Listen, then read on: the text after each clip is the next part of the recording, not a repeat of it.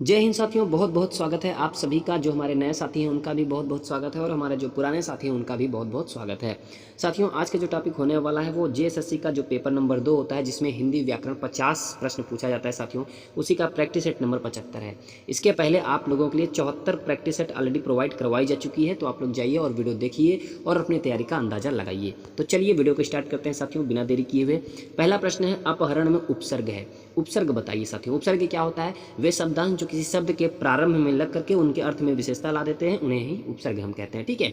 उपसर्ग को साथियों कई नामों से जाना जाता है, जैसे कि आदि प्रत्यय, व्युत्पत्ति मूलक प्रत्यय और रचनात्मक प्रत्यय। ठीक है। अब आपको बताना है कि अपहरण में उपसर्ग है, हरण, अरण या फिर अप। तो साथियों आपका जो सही जवाब होगा वो है अप। ठीक है, अपहरण। ठीक है साथियों, अप उपसर्ग है इसमें। यहाँ हरण में अप उपसर्ग जुड़कर अपहरण शब्द का निर्माण हो गया है, तो कोई नया शब्द जब बन जाए तो वहाँ पे उपसर्ग हो जाता है। ठीक है। सुहावना, लिखाई व छलिया में निहित प्रत्यय के लिए सही विकल्प का चयन कीजिए। अवना, खाई, या, वना, आई, या। माने कुल मिला के प्रत्यय आपको बताना है साथियों। प्रत्यय क्या होता है? वे शब्दांश जो किसी शब्द के, मूल शब्द के अंत में लग करके उनके अर्थ में विशेषता ला देते हैं, उन्हें हम क्या कहते हैं? प्रत्यय कहते हैं। अब आपको बताना है कि इसमें सुहावना में कौन सा प्रत्यय है, लिखाई में कौन सा प्रत्यय है, छलिया में कौन सा प्रत्यय है। तो साथियों सुहावना में आवना प्रत्यय हो जाएगा, लिखाई में आई प्रत्यय हो जाएगा और छलिया में या प्रत्यय हो जाएगा। तो आपका जो सही जवाब बनेगा वो डी हो जाएगा। ठीक है। अगला प्रश्न है, महेंद्र का संधि विच्छेद क्या है? महधन इंद्र, महाधन इंद्र, महधन इंदर, महाधन इदह। तो क्या होगा साथियों आपका सही जवाब? साथियों आप सभी संधि पढ़े होंगे। जो संधि होती है वो 3 प्रकार की होती है। कौन कौन सी? एक होता है स्वर संधि, एक होता है व्यंजन संधि और एक होता है विसर्ग संधि। ठीक है। स्वर संधि, व्यंजन संधि और विसर्ग संधि। साथियों स्वर संधि के जो भेद होते हैं वो 5 भेद होते हैं, उनको याद रखिएगा। उन्हीं स्वर संधि के 5 भेद में से कोई एक भेद है आपका ये प्रश्न नंबर 3 का। तो बताइए क्या होगा आपका सही जवाब? तो साथियों आपका जो सही जवाब होगा महाधन इंद्र होगा। अब साथियों थोड़ा इस संधि का डिटेल समझते हैं। महेंद्र शब्द का जो संधि विच्छेद होगा महाधन इंद्र होगा, जैसा कि आप लोगों ने ऑप्शन में देखा, जो गुण स्वर संधि का उदाहरण है। और गुण स्वर संधि का जो रूल होता है वो क्या होता है? यदि अ और आ के बाद ई या ई, उ या उ तथा री आए तो दोनों मिलकर क्रमशः ए, ओ तथा अर हो जाता है। ठीक है, उसे ही हम गुण स्वर संधि कहते हैं। तो नियम अगर जिस साथी को पता होगा वो प्रश्न का जवाब दे पाएंगे। ठीक है। तो आप लोग ये सब एकदम कंपलसरी टॉपिक है, इसको पढ़ना ही पढ़ना है। इन सब टॉपिक से कोई समझौता नहीं है। ठीक है, तो समझ गए। अगला प्रश्न की ओर बढ़ते हैं साथियों। निम्नलिखित विकल्पों में से उस विकल्प का चयन करें जो दिए गए संधि विच्छेद शब्द के सही संधि का विकल्प है। मनुधन अंतर, मनांतर, मनवंतर, मनतर या फिर मनवंतर। क्या होगा साथियों सही जवाब? तो अभी आप लोगों ने देखा जो रूल था, तो आपका जो सही जवाब होगा साथियों वो है मनवंतर। ठीक है, मनुधन अंतर हुआ। देखिए थोड़ा सा रूल के माध्यम से आप समझिए। मनवंतर होता है, ठीक है, इसमें यण स्वर संधि है और इसका जो रूल होता है साथियों, यदि ई, उ और री के बाद कोई भिन्न स्वर आए इनके अलावा, तो ई का जो होता है यह हो जाता है, उ का उ का व हो जाता है तथा री का र हो जाता है। याद रखिएगा, ई का यह हो जाएगा, उ का व हो जाएगा और री का र हो जाता है। जैसे कि आप उदाहरण के माध्यम से समझिए। अनुधन अय, यहाँ पे देखिए उ और अ माने अभिन्न स्वर आ गया, ये अभिन्न स्वर आ गया। जब अभिन्न स्वर आ जाए, कोई भी भिन्न स्वर या भिन्न स्वर, कोई भी भिन्न स्वर आ जाए तो उ का क्या हो जाता है? वह हो जाता है। तो देखिए वह हो गया अन्वय। अतिधन उष्म, यहाँ पे ई था और उ है, भिन्न स्वर है, तो ई का क्या हो जाता है? यह हो जाता है। तो देखिए अत्युष्म। ठीक है, तो यहाँ पे उ है तो यू उ हो जाएगा, अ है तो अ में रहेगा। ठीक है, और यहाँ पे अ है तो अ में रहेगा, इस तरीके से। तो यद्यपि, पितृआदेश, ये सब क्या है? ये सब के आपके उदाहरण थे। ठीक है साथियों, तो याद रखिएगा आप लोग। नीलगाय में कौन सा समास है? तत्पुरुष, अव्ययी भाव, कर्मधारय, द्वंद्व। जो साथी लगातार प्रैक्टिस सेट से जुड़े हुए हैं उनको कोई दिक्कत नहीं होगा, वो कर पाएंगे। मान लीजिए कोई नया साथी जुड़ा है, पहली बार वो वीडियो को देख रहा है, तो उनके लिए थोड़ा सा दिक्कत न हो इसलिए थोड़ा सा समझाते हुए चलते हैं। बताइए नीलगाय में कौन सा समास है? तत्पुरुष है, व्ययभाव समास है, कर्मधारय है या फिर द्वंद्व समास है? तो कौन सा समास है साथियों? तो आपका जो सही जवाब होगा वो कर्मधारय समास होगा। अब तत्पुरुष समास कैसे पहचानेंगे साथियों? तत्पुरुष समास क्या होता है? 2 शब्दों के मेल से जो नया शब्द बनता है उसे ही हम समास कहते हैं। ठीक है, उसे ही समास कहते हैं। समास में 2 पद याद रखिएगा, एक होता है उत्तर पद, एक होता है पूर्व पद। ठीक है, जो पहला पद मान लो कोई शब्द है, उसको दो भाग में तोड़ दिया, तो जो पहला पद होता है उसे हम पूर्व पद कहते हैं, जो बाद का होता है उसे हम उत्तर पद कहते हैं। ठीक है, तो पूर्व पद और उत्तर पद याद रखिएगा। अब साथियों तत्पुरुष में क्या होता है, उत्तर पद प्रधान होता है। ठीक है, जो उत्तर पद होता है वो प्रधान होता है। अव्ययी भाव समास में क्या होता है, पूर्व पद प्रधान होता है। कर्मधारय में उत्तर पद प्रधान होता है। द्वंद्व समास में क्या होता है, दोनों पद प्रधान होते हैं। वहीं पे एक समास और छोटा है, बहुब्रीहि समास, उसमें दोनों पद क्या होते हैं, अप्रधान होता है, कोई तीसरा पद प्रधान हो जाता है। ठीक है, तो वहाँ पे बहुब्रीहि हो जाता है। तो इस तरीके से आप पूर्व पद उत्तर पद समझिए, इसी के माध्यम से आप उत्तर करा करिए। ठीक है, तो ये था उसका डिटेल। किस समास का पूर्व पद संख्यावाची होता है, अभी हमने आपको जस्ट बताया, तत्पुरुष, द्विगु, अव्ययी भाव या फिर इनमें से कोई नहीं। तो साथियों कोई शब्द होता है उसको दो भाग में तोड़ लीजिए, उसके बाद समास उसका विग्रह कर लीजिए, फिर उसके बाद आप देखिए कि कौन सा पद प्रधान हो रहा है, पूर्व पद या उत्तर पद। तो देखिए अगर जहाँ पे उत्तर पद प्रधान हो तो वहाँ पे तत्पुरुष हो जाएगा, जहाँ पे द्विगु माने कि जहाँ पे पहला पद संख्यावाची हो और उत्तर पद प्रधान हो तो वहाँ पे क्या हो जाएगा, द्विगु समास हो जाएगा। अव्ययी भाव समास वहाँ पे होता है जहाँ पे पूर्व पद प्रधान हो जाता है। ठीक है, वहाँ पे अव्ययी भाव समास हो जाएगा। तो किस समास का पूर्व पद संख्यावाची होता है, द्विगु समास आपका बिल्कुल सही जवाब हो जाएगा। देखिए समास विग्रह, नवरत्न, नवरत्नों का समाहार, अष्टपदी, अष्टपदों का समाहार। तो जो पहला पद संख्यावाची हो उसे हम द्विगु समास कहते हैं साथियों। ठीक है, सलमा घर जाती है वाक्य है। अब वाक्य आपको बताना है कि कौन सा वाक्य है, सरल वाक्य है, निषेधात्मक वाक्य है, अज्ञार्थक वाक्य है, फिर इच्छार्थक वाक्य है। साथियों सरल वाक्य की बात करें तो जिस वाक्य में केवल एक ही उद्देश्य माने कर्ता और एक ही समापिका माने क्रिया हो, वह साधारण वाक्य होता है। माने कर्ता और क्रिया हो तो वहाँ पे क्या हो जाएगा, सरल वाक्य हो जाएगा। जैसे बच्चा दूध पीता है तो एक कर्ता और एक क्रिया हो गया, तो साधारण वाक्य या सरल वाक्य हो गया। निषेधात्मक वाक्य क्या होता है, थोड़ा सा ये भी जान लीजिए साथियों। निषेधात्मक वाक्य ये होता है जिस वाक्य से किसी बात के न होने का बोध हो, न होने का बोध हो, वहीं पे क्या होता है, निषेधात्मक वाक्य होता है। जैसे किसी से लड़ाई मोल नहीं लेना चाहिए तो नहीं आया ना, तो ये निषेधात्मक वाक्य हो जाएगा। अज्ञार्थक वाक्य क्या होता है ये भी जान लीजिए। अज्ञार्थक वाक्य साथियों जिस वाक्य से आज्ञा, उपदेश अथवा आदेश देने का बोध हो। ठीक है, आज्ञा, उपदेश अथवा आदेश देने का बोध हो, वहीं पे अज्ञार्थक वाक्य होता है। जैसे उदाहरण के माध्यम से समझिए, क्या, शीघ्र जाओ वरना गाड़ी छूट जाएगी। तो यहाँ पे क्या हो गया, आदेश दे रहा है या फिर आज्ञा दे रहा है या फिर उपदेश दे रहा है। तो जब आज्ञा या उपदेश या फिर आदेश दे तो वहाँ पे क्या हो जाएगा, अज्ञार्थक वाक्य हो जाएगा। इच्छार्थक वाक्य भी समझ लीजिए क्या होता है साथियों। इच्छार्थक वाक्य वो वाक्य होता है जिस वाक्य से इच्छा या आशीष के भाव का बोध हो, वहाँ पे इच्छार्थक वाक्य हो जाएगा। जैसे कि उदाहरण समझिए, दीर्घायु हो, धनवान बनो, भगवान तुम्हें भला करे। हाँ, तो इन सब तरीके से जो बोलते हैं, दीर्घायु हो, धनवान बनो, तो इच्छा के अनुसार जो बोलते हैं, किसी प्रकार का प्रेशर वगैरह नहीं, इच्छा अनुसार बोलते हैं, तो वो इच्छार्थक वाक्य हो जाएगा। ठीक है, तो सलमा घर जाती है क्या है साथियों, ये आपका जो सही जवाब होगा वो होगा सरल वाक्य। ठीक है, वह कौन सा मनुष्य है जिसने महाप्रतापी भोज का नाम न सुना हो, वाक्य है। संयुक्त वाक्य है, मिश्र वाक्य है, साधारण वाक्य है, फिर समानाधिकरण वाक्य है। तो कैसा वाक्य है, तो साथियों पहले आप लोग जवाब जानिए। आपका जो सही जवाब होगा वो है मिश्र वाक्य। मिश्र वाक्य आप कैसे पहचानेंगे, कहीं पे भी, जैसे कि आप उदाहरण देखिए, कहीं पे आपको की मिल गया, ठीक है, कामा मिल गया। जैसे थोड़ा सा हम आपको समझाते हैं, मिश्रित वाक्य में एक मुख्य उपवाक्य होता है और दूसरा आश्रित उपवाक्य होता है। ठीक है, जैसे मैं कहूँ, मैं विश्वास के साथ कह सकता हूँ कि वह साइकिल मेरी है, तो की आया ना, एक इसमें क्या है, एक उपवाक्य है और एक आश्रित उपवाक्य है। तो यहाँ से आप समझ सकते हैं, तो ये मिश्र वाक्य हो जाएगा। और प्रसर्ग, की और कामा, जिसने, ये सब याद रखिएगा, इनसे आप पता कर पाएंगे।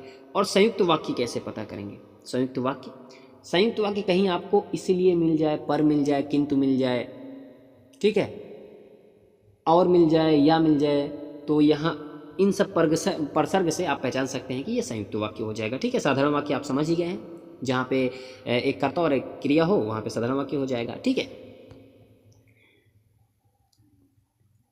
जिस वाक्य में इसलिए और क्योंकि, लेकिन, परंतु आदि समुच्चय बोधक शब्द जुड़ते हैं उस वाक्य को क्या कहते हैं, संयुक्त वाक्य कहते हैं, मिश्र वाक्य, सरल वाक्य या फिर विधान वाक्य।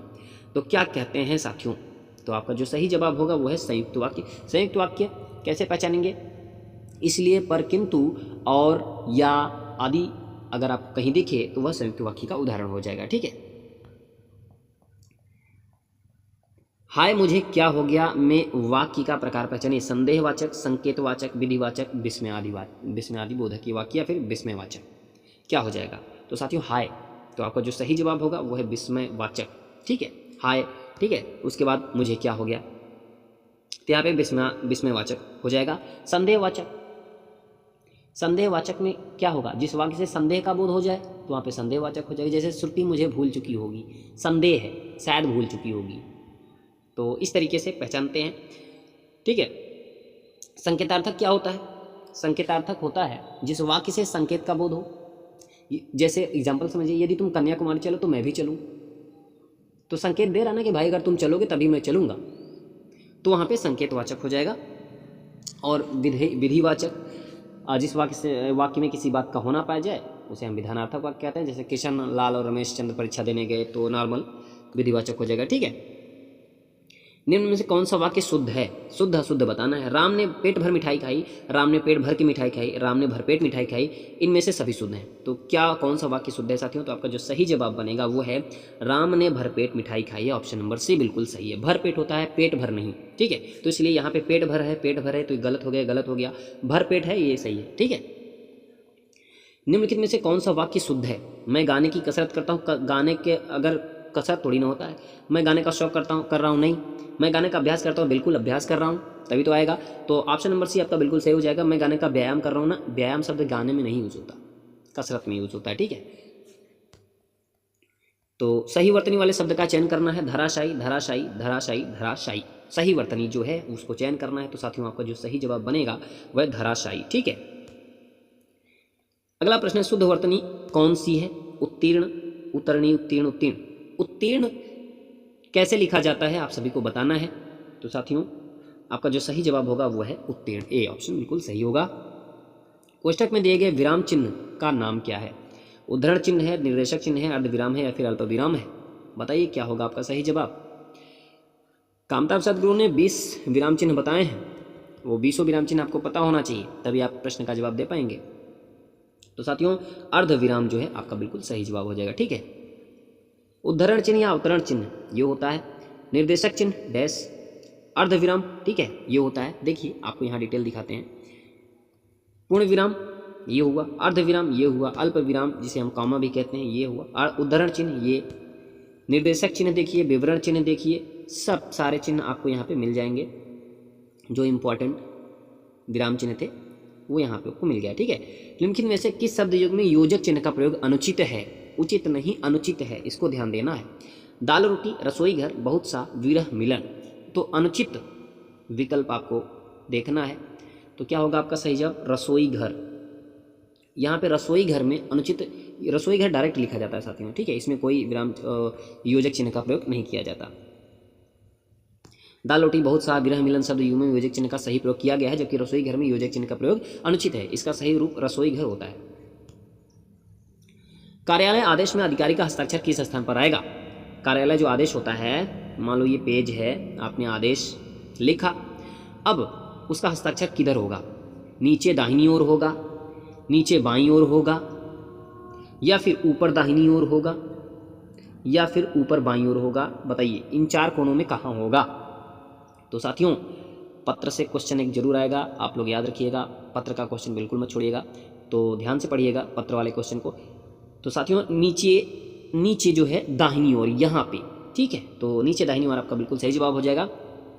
या आप जैसे मान लीजिए पत्र लिख रहे हैं तो यहाँ पे आप क्या करेंगे? हस्ताक्षर करेंगे। जो अधिकारी का साइन होता है, जैसे आप कभी देखे होंगे एडमिट कार्ड ही देख लीजिए आप अपना, उसमें देखिए साइन यहीं पे होता है, नीचे होता है दाहिनी ओर। ठीक है, बड़ों के लिए उपयुक्त अभिवादन का चयन कीजिए। सप्रेम नमस्कार, सादर प्रणाम, सस्नेह, चिरंजीव। तो बड़ों के लिए जो उपयुक्त अभिवादन है उसको आपको बताना है क्या होगा। तो साथियों सादर प्रणाम। ठीक है, बड़ों को अभिवादन करने के लिए सादर प्रणाम का प्रयोग किया जाता है। सप्रेम नमस्कार अपने समकक्ष हेतु प्रयोग किया जाता है। सस्नेह तथा चिरंजीव अपने से छोटे के लिए अपनत्व तथा आशीर्वाद के लिए प्रयोग किया जाता है। ठीक है, चिरंजीव भव। अध्यक्ष महानगर पालिका को लिखे जाने वाला शिकायत पत्र किस श्रेणी में आएगा? व्यावसायिक पत्र, कार्यालयी पत्र, संपादकीय पत्र, व्यक्तिगत पत्र।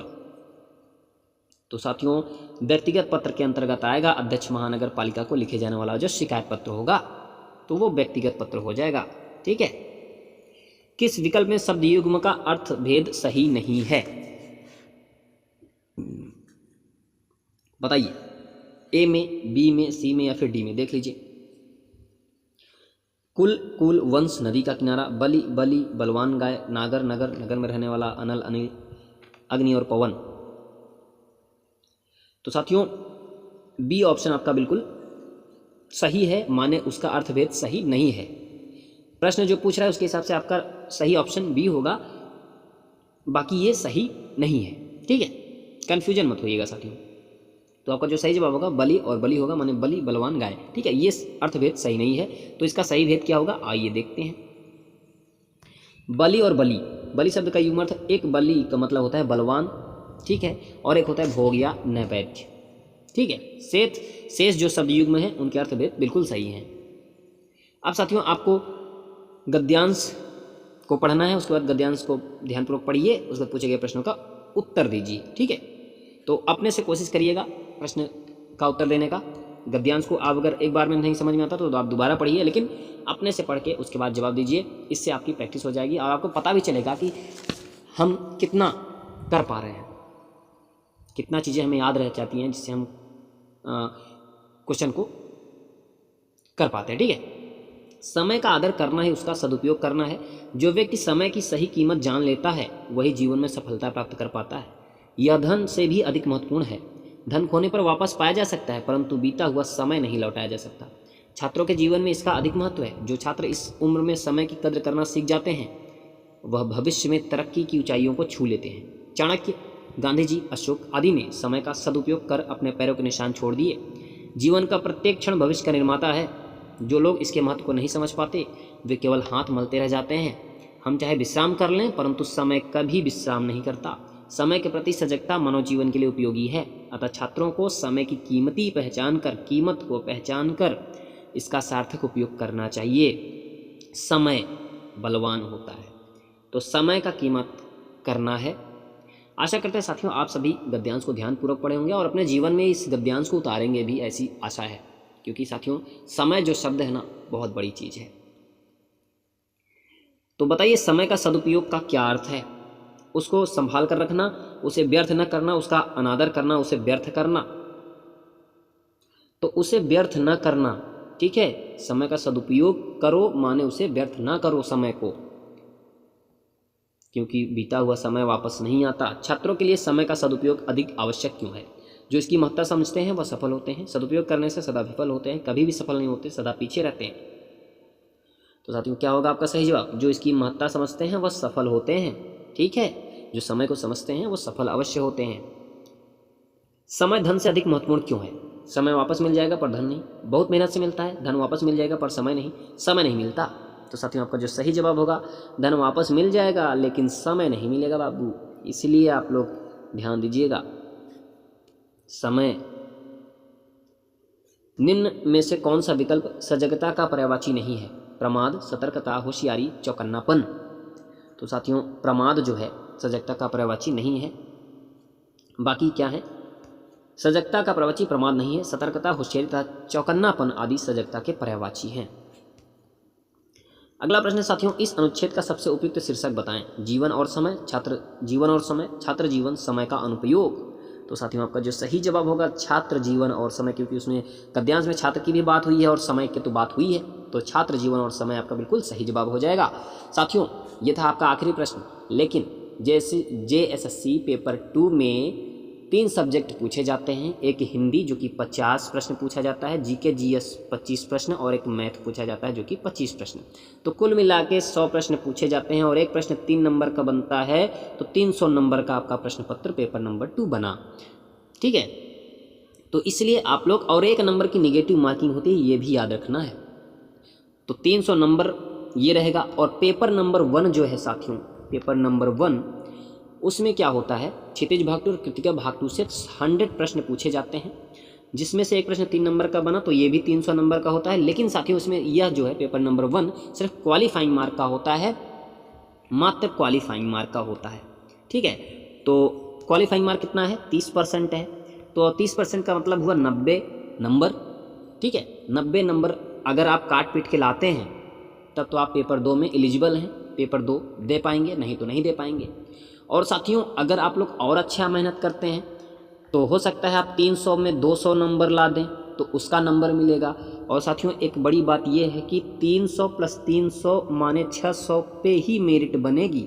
जो आप 600 पाएंगे पेपर नंबर 1 में, पेपर नंबर 2 300 300 600 का हुआ, और 600 में जिसका बेटर स्कोर रहेगा वही मेरिट लिस्ट में आएगा। इसलिए आपको पेपर 1 भी आप लोगों के लिए बहुत ही ज़रूरी है और पेपर नंबर 2 तो ज़रूरी है ही। लेकिन पेपर नंबर 2 में तभी पहुंचेंगे जब पेपर नंबर 1 आपका क्वालिफाई होगा, और मेरिट लिस्ट में तब आएंगे जब पेपर नंबर 1 एकदम बेहतरीन होगा। तो इसलिए न पेपर 1 छोड़िए न पेपर नंबर 2 छोड़िए, दोनों की बेहतरीन तैयारी करिए। अभी आप लोगों के पास समय है, लेकिन अब ज़्यादा समय नहीं बचा है, इसलिए आप लोग मेहनत करते रहिए, ठीक है साथियों। सिलेबस का वीडियो हम बना देंगे, हो सकता है कल ही मैं आपको सिलेबस का एक वीडियो डाल दूंगा जिसमें आपका डाउट क्लियर कर दूंगा कि क्या है झारखंड पुलिस कांस्टेबल का जो सिलेबस है वो हम सारा क्लियर कर देंगे कल, ठीक है। तो साथियों मिलते हैं अगली वीडियो के साथ, तब तक के लिए जय हिंद, नमस्कार। पढ़ते रहिए, मस्त रहिए।